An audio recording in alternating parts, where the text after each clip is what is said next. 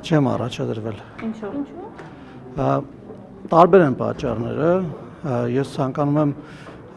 նախապատմություն ասել մի փոքր, ընդհանուր առմամբ երևի թե շատերը գիտեն, որ ես մասնագիտությամբ ճարտարագետ եմ եւ իմ ամբողջ կենսագրության ընթացքում աշխատել եմ Հայաստանում տնտեսական զարգացման ուղղություններով տարբեր երկրների հետ միջազգային մեծ պրոյեկտներ են բերել Հայաստան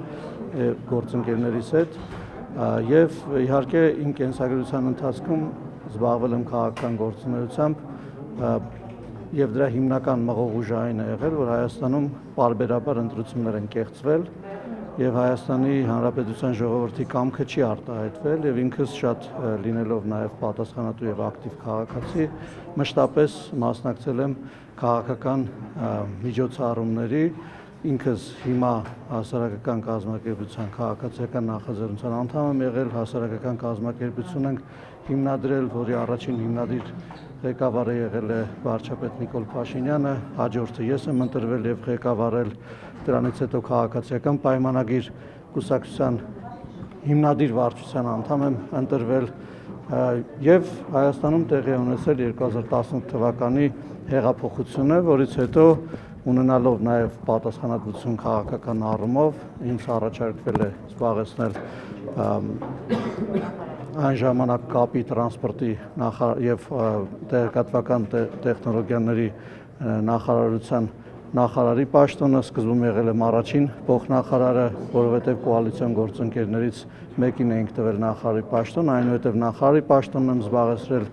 իրականացրել եմ տրանսպորտի նախարարության բավականին լուրջ ռեֆորմ ճանապարհաշինության եւ այսինքն այդ բոլոր զարգացումները ձեր աչքի առաջ են եղել, դրանից հետո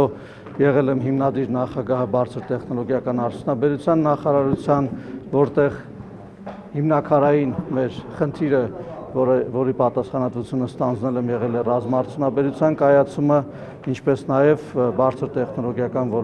ոլորտում շուրջ 5 անգամ շրջանառության ավելացումը, որը հենց այդ տարիների ընթացքում է տեղի ունեցել։ Մենք ռազմաարդյունաբերությունը կարելի ասել, որ 0-ից Հայաստանում հիմնել ենք եւ այսօր արդեն $500 միլիարդ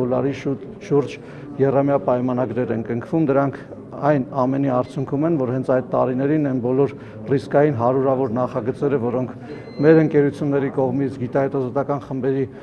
կողմից եւ նաեւ նախարարության ու ռազմաարդյունաբերական կոմիտեի կողմից, պաշտպանության նախարարության կողմից առաջադրվել են եւ ֆինանսավորվել են եւ ես հիմա որից հետո 2020 ինչպես գալիս եմ մեր օրը ես ընդամենը ուզում նախապատմություն ասեմ, որովհետև դուք հարց եք տալիս թե ինչով է պայմանավորված, ես հիմա պատասխանում թե ինչով է պայմանավորված, հույս ունեմ, որ հետաքրքիր է, ամեն դեպքում հետաքրքիր է, հարգելի գործընկերներ, քանի որ շատ կարևոր է այս իմ ասածը, որովհետև պատճառահետևանքային կապի մեջ է այն բանի հետ, թե ես ինչու չեմ առաջադրվում քաղաքացիական պայմանագրի մեր նոր ցուցակով, խնդրում եմ, որ թույլ տաք ես ավարտեմ, որովհետև շատ երկար չի տևի, իսկ հենց մանրամասների մեջ չեմ խորանա։ 2021 թվականին քաղաքացիական պայմանագրի ցուցակով ընտրվել եմ ազգային ժողովի падգամավոր, այնուհետև ազգային ժողովի փոխխոսնակ։ Ես տեսել եմ, որ Հայաստանում ժողովրդավարությանը վտանգ է սպառնում եւ ինքս նորից ներգրավել եմ քաղաքական process-ների մեջ։ Այժմ այս պահին ես տեսնում եմ, որ մենք անդառնալի կետում ենք գտնվում այն առումով, որ ժողովրդավարությունը Հայաստանում հաստատված է եւ մեր ժողովուրդը իր որոշումներով եւ քվեարկություններով տեր է կանգնում դրան։ Ես տեսնում եմ, որ մեր քաղաքական թիմը ամբողջական եւ լուրջ կազմով ներկայացված է ցուցակում եւ ես տեսնում եմ, որ ես առավելագույնս արդյունավետ եմ բիզնեսի զարգացման Հայաստանում տեխնոլոգիական ոլորտի կայացման, ռազմաարդյունաբերական ոլորտի կայացման եւ զարգացման եւ ես տեսնում եմ, որ Հայաստանում արժեք ստեղծող հատվածում շատ ավելի մեծ անելիքներ ունեմ իմ կուտակած փորձով, գիտելիքներով եւ ես չեմ ցանկանում ավելորդ համեստություն անել եւ ուզում եմ ասել, որ իսկապես տեսնում եմ, որ կարող եմ այդտեղ իմ պետությանը եւ ժողովրդին ավելի մեծ ծառայություն մատուցել։ Այլ պաշտոն եք գալիս։ Նորից եմ ուզում գրկնել, ես չեմ ընդգրկվել այս ցուցակում, տեսադաշտում ունենալով այն, որ ինձ ավելի էֆեկտիվ եմ համարում Հայաստանում բիզնեսի զարգացման, տեխնոլոգիաների զարգացման, ռազմարդյունաբերության զարգացման, ինչպես նաև Հայաստանի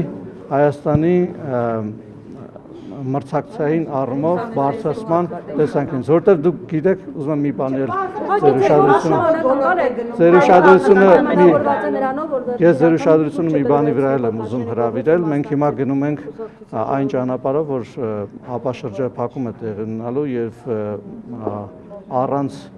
այսինքն ես որևէ կասկած չունեմ, որ Հայաստանի շուրջ բոլոր ճանապարհները ապաշրջափակվելու են եւ այս առումով Հայաստանում տնտեսությունը կարիք ունի մրցակցային լինելու,